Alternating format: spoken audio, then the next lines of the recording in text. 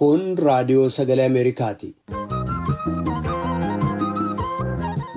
Raadiyoon sagalee Ameerikaa wixataa qabee haga jimaataatti galgala keessaa sa'a lamaan walakkaa jalqabee haga sa'a sadiitti meetir baandii 22-25-31 irratti Waashingtan DC irraa kan dabarsu sagantaa afaan Oromoo amma jalqaba.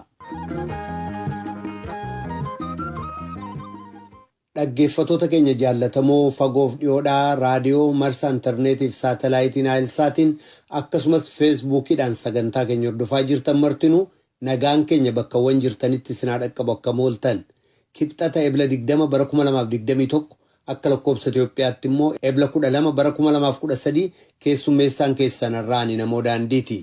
Magaalaalee naannoo Amaaraa adda addaa keessatti hiriirawwan geggeessamanii jiru. Gabaastota daangaan hin uggurre ka jedhamu jaarmiyaan idil-addunyaa walabummaa pireesiif falmu gabaasaa isaa bara 2021 baaseen biyyoota addunyaan qorannaa keessatti geggeesse harka 4 keessaa 3 keessatti gaazexeessummaan danqamee jira jedha. As Yuunaayitid Isteets kutaa Minisootaa keessatti lammii Ameerikaa hidda dhalata Afrikaa Joorji Flooyid ajjeesuutti kan himatame qondaala poolisii Deerek Chuuvin irratti mariin juurii yookaan murtii uummataa jalqabamee jira. Kitaabni Aaraan bu'uura barreeffama afaan Oromoo jedhamu maxxansamee sanbata dabre kana eebbifamee jira. Barreessituu kitaabichaaf ogeessa waa'ee kitaabichaa yaada kennan dhiyeessina. Kanneeniif kabiroodhaaf aga xumura sagantaa keenyaatti nu waliin turaa jenna dhaggeeffattoota keenya. Piroodyuusariin Tamsaasarraa Nugusuu Taammiree, Tamsaasa intarneetiif miidiyaa hawaasummaa akka qindeessitu immoo Tigistii Gammeetii oduuf gara tujubeettan sin dabarsa. Tamooltan oduun galgala kanaaf qabnu kunoo. Masjiida Anwaar guddichatti ittaanaa imaamaa kan turan Sheek Huseen Alii dhibee onneen akka tasaa dhukkubsatanii addunyaa kanarraa darbanii jiran.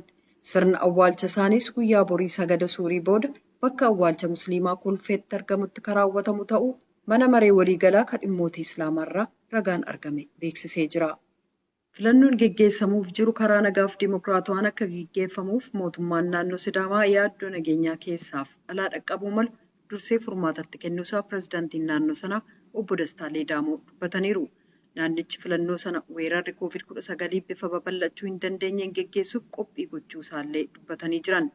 Manni maree Sidaamaa gumii lammaffaa marsaa 5ffaa geggeesseen raawwatiinsa hojii naannoo sanaa gabaatilee 9 magaalaa Hawaasaatti xiinxalaa jiraachuun illee beekameera.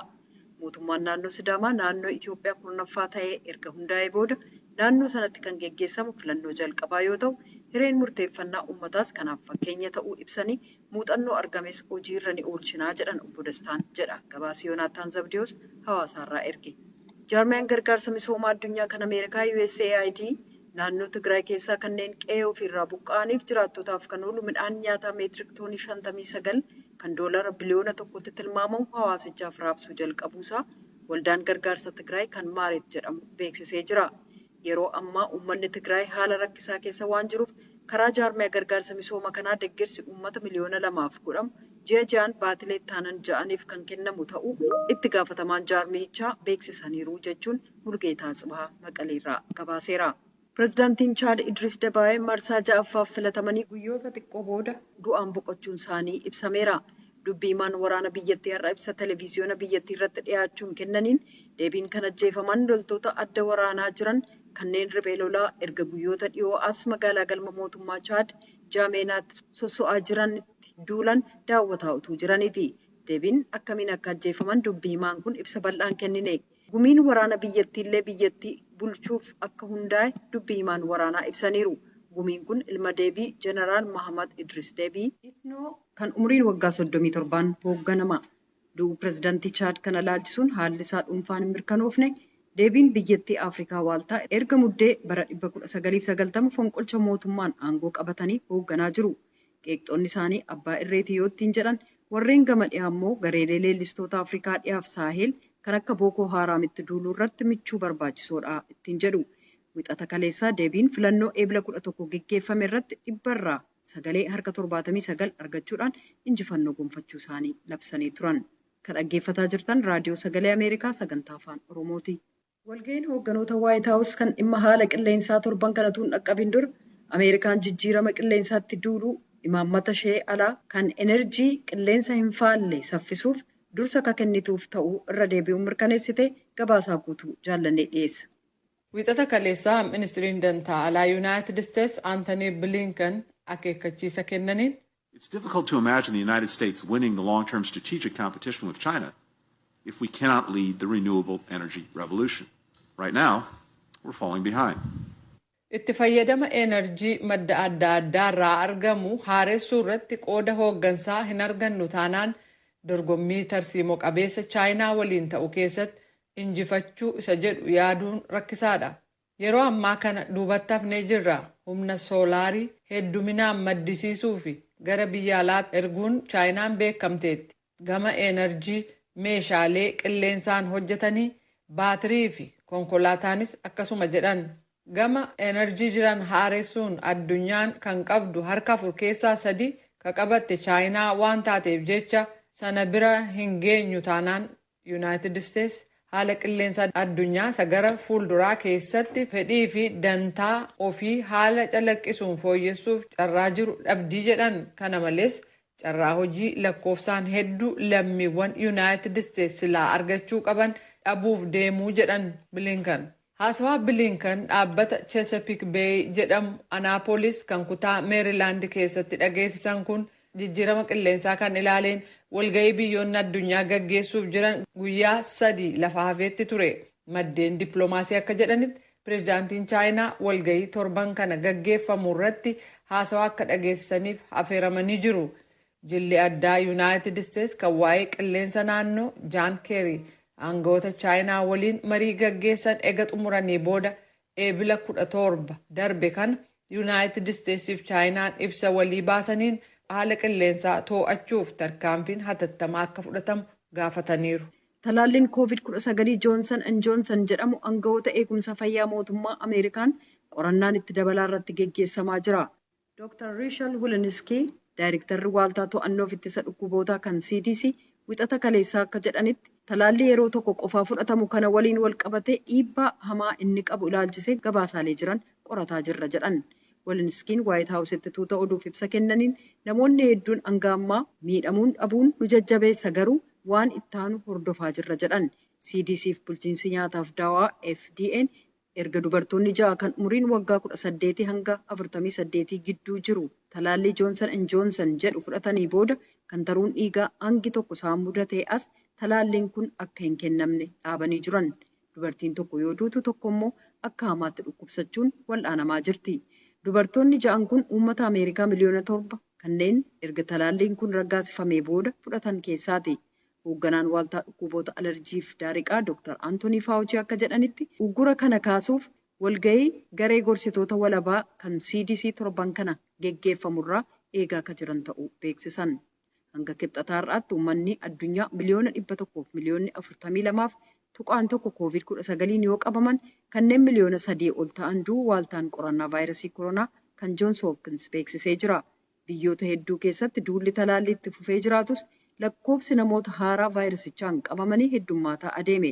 Keessumaa Hindiin namoonni 259,140 haaraan COVID-19 qabamuu har'a kan gabaaste yoo ta'u, guyyoota walitti aanan 6 namoonni 200,000 haaraatu vaayirasii kanaan qabaman. Guyyaadhuma kana namoonni 1,761 yoo du'an, baatilee hedduu keessatti lakkoofsi namoota du'anii kun isa olaanaadha. Lakkoofsi kun naannoo addunyaatti ol ka'aa deemuun ministiriin dhimma alaa Yuunaayitid Isteetsi kaleessa biyyoota imalli irraa dhorkame gara 100 harka 80tti akka ol guddisu dirqisiisee jira. Oduun ammaaf qabnu kanuma. Kadhagaa jirtanas Waashingtan DC irraa kadabru raadiyoo sagalee Ameerikaa sagantaa afaan Oromooti. Rakkinni vaayirasii koronaa walabummaa pireesii danqee odeeffannoo dharaa tamsaasuuf gargaareera jedha gareen idil addunyaa walabummaa pireesiif falmu Reporters Without Borders yookaan gaazexeessota daangaan hin uggurre jedhamu. Lakkoofsi biyyoota haalli isaanii gaazexeessotaan mijaa'aa ta'e xiqqaachaa deemuu ka beeksise jaarmiyaan kun odeeffannoon dharaa immoo babal'ataa deemee jira. Gabaasaa Liisaa Biraayant Bafiqaaduu Morodaatu dhiyeessa. Akka ibsi gareen gabaasota daangaa hin qabne yookaan Reporters Without Borders jedhetti bara koronaa kana karaa fooyya'insa haala walabummaa pireesiitiin waggoottan darbanirraa jijjiiramni xinnoon mul'atus akka waliigalaatti garuu walabummaan pireesii addunyaa ammas gadi bu'aadha. Biyyoottan Noordik jedhamanii beekaman baranas walabummaa pireesii mirkaneessuudhaan sadarkaa olaanaarra jiru. Biyyi Noorweey baranas waggaa 5ffaadhaaf biyya 180 keessaa tokkoffaarra jirti. Kooriyaan kaabaa 180ffaa irratti argamti. Turkmenistaan, Chaayinaanii fi Jibuutiin wal duraa duubaan Kooriyaa kaabaa hordofu. Biraazilii fi Veenzuweelaan sadarkaa 111ffaadhaaf 148ffaarra jiru. Biyyoonni kun lamman biyyoota waa'ee koronaa ilaalchisee hoggantoonni jaraa odeeffannoo sirrii hin taane facaasaa turanidha. Gocha jaraas gaazexeessonni bareechanii saaxilaniiru. Biyyoottan akka Iraan, Ijiptii fi Aljeeriyaa keessatti aango'anni mootummaa dhimma koronaa irratti gaazexeessota wajjin gargar ba'aniiru. Akka Pooliin Adees Meevil dubbi himtuun garee Reporters Without Borders jettutti biyyoonni biraas dhimma adda addaa irratti gaazexeessota hacuucaniiru. Even though there was a lockdown throughout the world, journalists were more attacks on the ground. Those covering demonstration, those on the ground covering were arrested more often. Sababa koronaatiin biyya adda addaatti cufiinsi jiraatullee gaazexeessonni mormii adda addaa gabaasaa turan miidhaan irra ga'eera. Hidhamaniirus. Akka gabaasni garee Reporters Without Borders dabalee ibsetti Awurooppaan bahaa fi Ameerikaan kaabaa haala gaarii galmeessaniiru. Biyya Jarman keessatti finxaaleeyyiidhaan gaazexeessota irratti rakkoon uumamullee.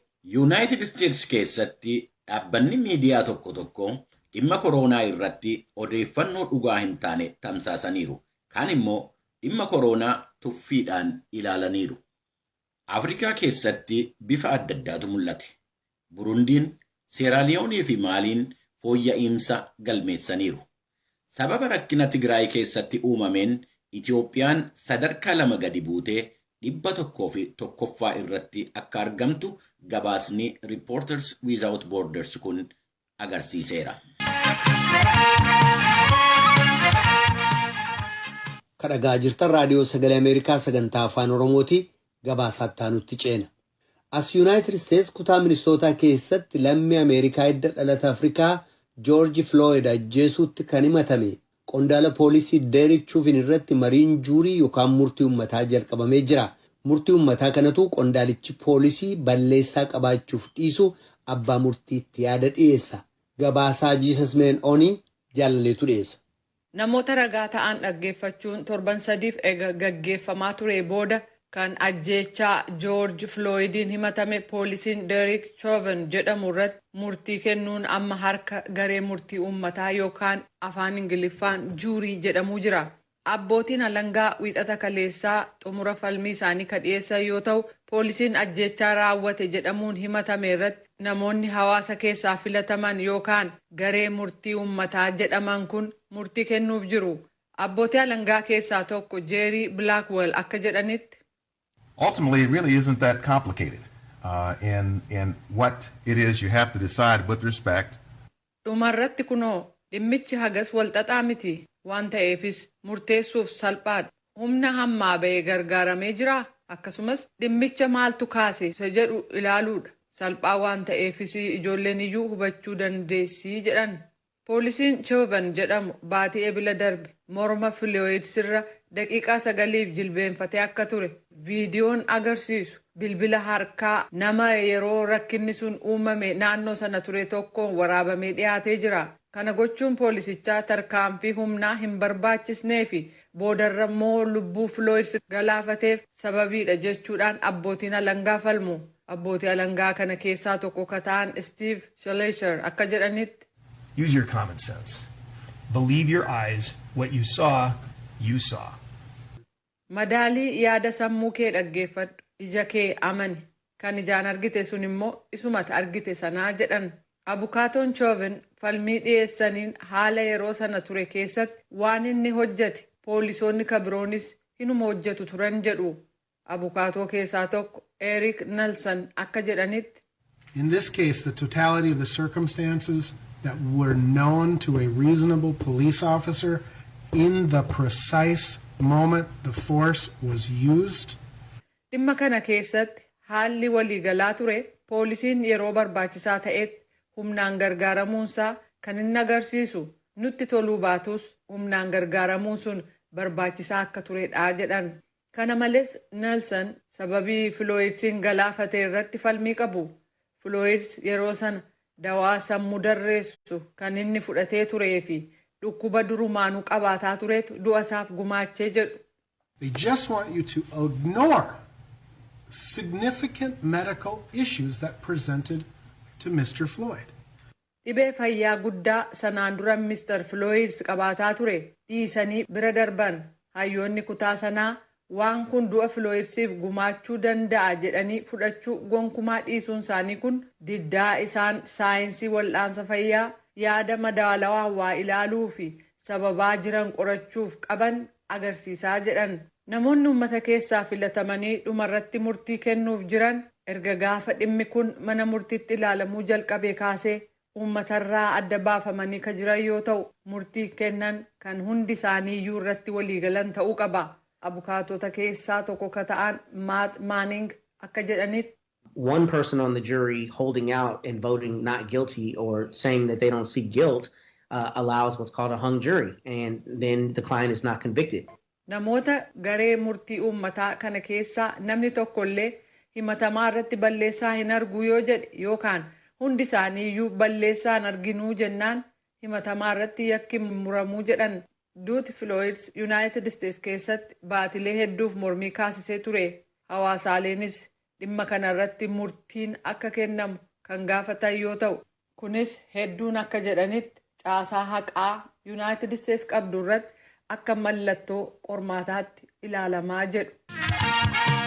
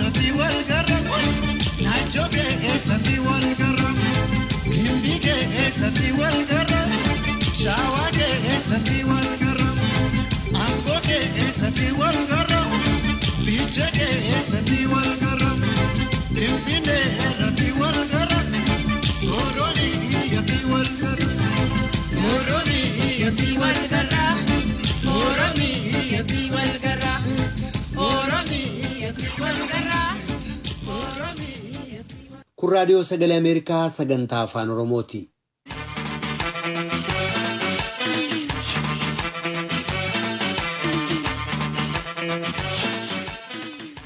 Kitaabni afaan Oromoo bu'uura barreeffama afaan Oromoo jedhu Askaalee Tarfaan barreeffamee sanbata dabre kana eebbifame. Kitaabichi barreeffamoota afaan Oromoo jaarraa 16ffaarraa eegalee jiran irratti akka xiyyeeffatee jiru barreessituun kitaabichaa dubbatu. Ibsa raadiyoo sagalee Ameerikaaf kennaniin kitaabni kun gaaffii bu'uurri barreeffama afaan Oromoo maali jedhuuf deebii kennaa jedhu. Tsahaay Daamxootu Finfinneerraa gabaase. Jalqabbii barreeffama afaan Oromoo irratti yaada garaagaraatu jira. Qubee ittiin barreeffame kan jedhuu fi eenyutu jalqaba barreeffama kana eegalee kan jedhu gaaffii yeroo adda addaatti anaafis ta'ee barattoota ani barsiisuuf jedhan adde Askaaleen. Kitaabni bu'uura barreeffama afaan Oromoo kunis gaaffilee fi yaadota bitaa mirgaa ka'aniif deebii barbaachaaf barreeffamee jedhan. Kitaaba kana bara 2008 irraa eegalee qorannootu geggeeffame. Qorannoo geggeessuudhaaf wantoonni akka kaasan ijoon sadii jiru. Tokkoffaa ani sadarkaa adda addaatti barattuu afaan Oromoon ture. Yeroon barattuu afaan Oromoo ture wantootaan deebii itti argachuu barbaade deebii osoon ittiin argateen hafedha. Inni lammaffaan immoo sadarkaa adda addaatti afaan barsiisaa ture. Barsiistuu afaan Oromoon ture. Barattoonni barachuudhaaf hin gaafatu. Maddi qubee laatiin maali jedhanii gaafatu. Qubee laatiin yoom barreeffamu jalqabee jedhaniitiin gaafatu. Kanumarraa kan ka'e nuti maal barreessaa jirra yookaan immoo uummanni Oromoo maal barachaa jiru kan jedhu irra gaaffii guddaa natti ta'aa ture. Kanumarraa eegalee deebiiwwan kana argachuudhaaf qorannoo hojjechuudhaaf murteessee jechuudha. Inni sadaffaa hojii kana akkuma hojjedhuuf kan na kakaase seenaan afaan Oromoo kun yoo ilaalte isa kamiin jedhasi jechisiisa. Ani amma barsiiftuu afaan Oromoo tokkotti qubee eenyutu jalqabee inni tokko Hayilee Fidaadha jedha. Inni tokko Onesmoos. Inni kaan immoo Sheek Bakirii Saphaalooti jedha. Sheek Bakirii Saphaaloo qubee laatiin barreessuu jalqaban utuu hin taane nama akka Itoophiyaatti jechuudha. Qubee ofii isaanii qubee 28 boocanii naannoo Dirredawaa Harar bakka Saphaaloo jedhamutti afaan Oromoo ittiin barsiisaa turanidha. Kana walitti araarsuudhaaf barsiisonni kun akkamittiin barsiisuu qabna kan jedhu qorannoo seenaa ogbarruu afaan Oromoo gama qubee ittiin barreeffame jedhuuni dhuma 2008 irraa eegaleen hojjechuu jalqabe jechuudha. Kitaaba kana barreessuun waggaa 6 akka itti fudhate kan dubbatan adde Askaaleen galtee barreeffama isaanii ittiin gabbifatan bakka adda addaati walitti funaanuu ibsaniiru. Bifan ittiin odeeffannoo argadhe bifa gurguddoon lamaaniin argadhe. Tokko namoota seenaa ogbarruu afaan Oromoo gamattiin barreeffameenii muuxannoo dandeettii qaban iyyaafatan. Isa tokko bira yoon ga'u inni tokko qaama biraa naafeeruudhaan biraan ga'ee inni lammaffaan immoo odeeffannoo kitaabilee barruulee gaazexaa adda addaa barreeffamanii bira ga'uudhaanidha. Egaa barruuleen kitaabilee kun salphaatti iddoo kana argachuun baay'ee cimaa. Maaliif kitaaba bara 1973 mata duree bara birraan bari'e doyii Oromoo ishee jalqabaarraa hubadhe kitaaba kana akkuma isin bira ga'eenii gaafa dubbistan gubaa jedha. Seensa isaarratti sababa gubamuuf dubbise. Yeroo san olaantummaa afaan biraa waan jiruuf afaan Oromoo barreeffamee yoo nama biratti argame kitaabii yoo argame kitaabi sunis qabamee hin gubama ture. Seenama sanarraan dubbise namni kitaaba afaan Oromoo harkatti argame illee yommuu itti hidhamu ture jechuudha. Kanaaf naannoo kana keessatti badaa hin argatu. Seexaa aarsaadhaan kanarra darbee kan hojjechuuf Oromiyaa guutuu keessaan naanna'e jechuuf nan danda'a. Wallaggaa deemeera, Ciroo dhaqeera, Zimmaa deemeera. Bakkuma namooti bulleeyyiitti argachuu danda'e kitaabni kun iddoo kan dhaabaluun jira jedhu iyyaafataan fidaan jennee dhuunfaadhumaan gara sana deemanii argachuu danda'e. Dr. Nagaasoo Gidaadaa kitaabni kun bifa har'a barraa'ee dhiyaateen guutuu ta'ee akka dubbistoota bira qaqqabuuf kitaabolee waggoota 300 dura barreeffamanii mana kitaabaa biyya Jarmanii jiran gara biyya kanaa fiduun akka deeggarsa guddaa taasisaniif dubbataniiru. Barreessituun kun kitaaba harka isaanii mana isaanii keessa jiru naa kennaniitu iddoo kanatti argamuu kan hin dandeenye moo siin fidaanaan jedhan. Turtii ji'a 2-3 booda kitaaba 18 iddoo kanatti nama biratti an argachuu hin dandeenye. Eessatti argaa maqaadhaan dhaga'u fidanii naa kennanii isa fidanii Jarman laayibrarii keessaa naan jedhan. Akkamitti achi argame jennaan dur biyya kana waan hin galleef dhaloonni bar tokko iddoo kana keessaa fudhachuu waan danda'uu fi barreessitoonni durii akka galfata wayiitti laayibrarii Jarman keessa kaa'u isa keessaan sii fide kitaabota kana ji'a tokkoof dubbistee deebistanitti laatta gaafan deebi'u immoo ittiin kennaanaan jedhan. Egaa kitaaba 18 ji'a tokkotti dubbisanii xumuruu hin danda'amu. Kitaaba egaa waggaa 331 duraati kan isaan naa kennanii. Kitaabni kun dulloomaadha. Suura isaa amma danda'ame keessa deemee kakaaseen akka kanattiin hin barreessaa ture jechuudha. Odeeffannoolee waa'ee afaan kanaa duraa duubaan akkamittiin sadarkaa isaa irraa kanallee akka ga'e akkamittiin yeroo mootummaa ce'umsaa bara 1983 akka lakkoofsa Itoophiyaatti akka qubeen laatiinii guutumaan guutuutti afaanichaaf filatame illee odeeffannoo naa kennanii ituu na wajjiniin na gargaaranii namallee naa eeranii akka carraa ta'anii boqotanii guddaa karaa isaanii kana hojjedhee jechuun barbaada. Qabiyyee kitaabichaas tarreessaniiru Aadde Askaaleen. Tokko barreeffamoota afaan Oromoo bara 1682 kaasanii duraa duubaan barreeffamanii bara weerara xaaliyaaniitiin duraa yeroo weerara xaaliyaaniitiin booddee yommuu sirna dargii akkasumas qubee laatiinii jijjiirraa tokko malee afaan Oromoo ittiin barreeffame inni lammaffaan immoo qubee laatiinii mallattoo yookaan immoo arfiileetti gargaaramuun ittiin barreeffamaa turanii inni sadaffaan immoo qubee laatiinii akka har'aa afaan Oromoo barreessuuf tolutti sirna qabatee dhiyaate fi rakkoowwan qubee yemmusii qaban maal kan jedhuu fi tattaaffiin kaleessaa isa irraatiif bu'uura maalii buuse egereen afaan Oromoo maali dhaloota irraa maaltu eegama kan jedhullee of keessatti hammatee jira qabiyyeen kitaaba kanaa jechuudha. Namoota kitaaba kana gulaalan keessaa tokko kan ta'an obbo Geetaachoo Rabbirraa kitaaba bu'uura barreeffamaa kitaabolee kanneen biroorraa wanta adda taasisa jedhan ibsaniiru. Kitaabota barreeffaman irraatti adda kan isaa taasisu jalqaba irratti qorannoo irratti waan hundaa'eef kitaabonni barreeffamu jiru baay'een barreeffamu garuu kitaabonni kanaan dura barreeffamanii qabiyyee barreeffamu awutalaayinii isaa adda baafatanii rifiraansii isaaf isa gabbisu yookaan kitaabolee wabii barbaadameeti kan barreeffamaa ture. Inni kun garuu otoo gara kitaabaatti yaadameen dura qorannootu gaggeeffame. Qorannoo maali? Barreeffama afaan Oromoo yoom jalqabe akkamitti jalqabe qubee maaliitiin kan barreeffamaa ture kan jedhu kitaaba barreessuuf yaadame tun ta'ani gaaffii sana deebisuuf ture. Kanaaf inni kun gaaffii sana deebisuu irra darbee gara waaltessutti kan fidu waan ta'eef kitaabota kanaan dura jiran irraati adda isa godhaadha.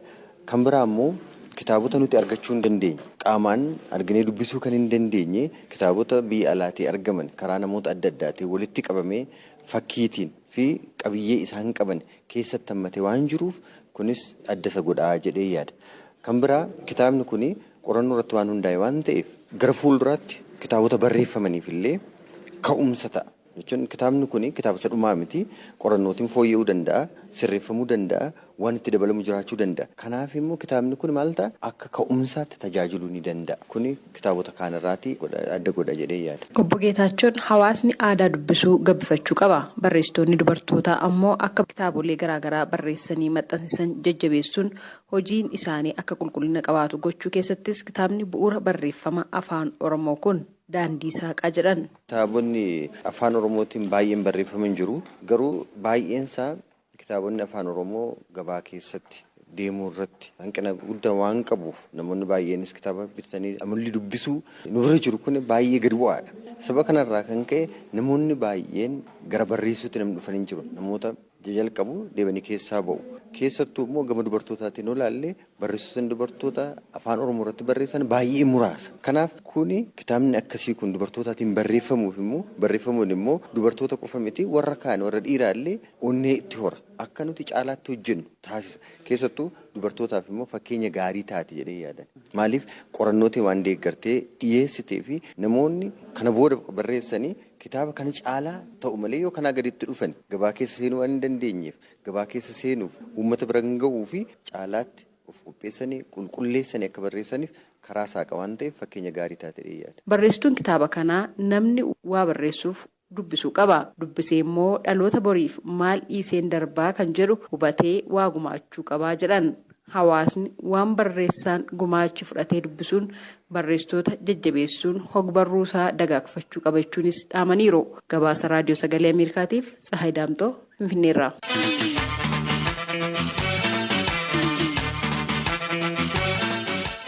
Raadiyoon Sagalee Ameerikaa galgala keessaa sa'a 2:00 jalqabee haga sa'a 3:00 meetir baandii 22 yookaan kiiloo heerzii 13,765 irratti meetir baandii 25 yookaan kiiloo heerzii 1240 irratti akkasumas meetir baandii 31 yookaan kiiloo heerzii 12,485 irratti wixataa haga jimaataatti qophii afaan Oromootiin dabarsu asirratti raawwata.